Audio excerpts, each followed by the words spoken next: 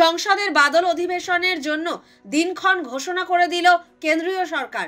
Operation সিঁদুর নিয়ে সংসদে আলোচনার জন্য বিশেষ অধিবেশনের দাবিতে গত বেশ কয়েকদিন ধরে সরব রয়েছে তৃণমূল সহ বিরোধী রাজনৈতিক দলগুলি। তবে সে বিষয়ে কেন্দ্রের তরফে এখনো পর্যন্ত কোনো মন্তব্য করা হয়নি। এরই মধ্যে বুধবার সংসদীয় বিষয়ক মন্ত্রী কিরেন রিজিজু বাদল অধিবেশনের দিনক্ষণ ঘোষণা করেছেন। আগামী 21শে জুলাই থেকে শুরু হবে সংসদের বাদল অধিবেশন, চলবে 12ই আগস্ট পর্যন্ত। অপারেশন সিঁদুর নিয়ে সংসদে আলোচনা চাইছে বিরোধী রাজনৈতিক দলগুলি। সংসদের বিশেষ অধিবেশনের দাবিতে মঙ্গলবারই প্রধানমন্ত্রী নরেন্দ্র মোদীকে একযোগে চিঠি পাঠিয়েছে দেশের 16টি বিরোধী রাজনৈতিক দল।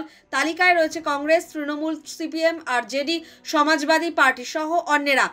আম আদমি পার্টিরও একই বিষয়ে পৃথকভাবে একটি চিঠি পাঠানোর কথা মোদীকে। তৃণমূল নেত্রী মমতা বন্দ্যোপাধ্যায় নিজেও এ নিয়ে সমাজ মাধ্যমে পোস্ট করেছিলেন।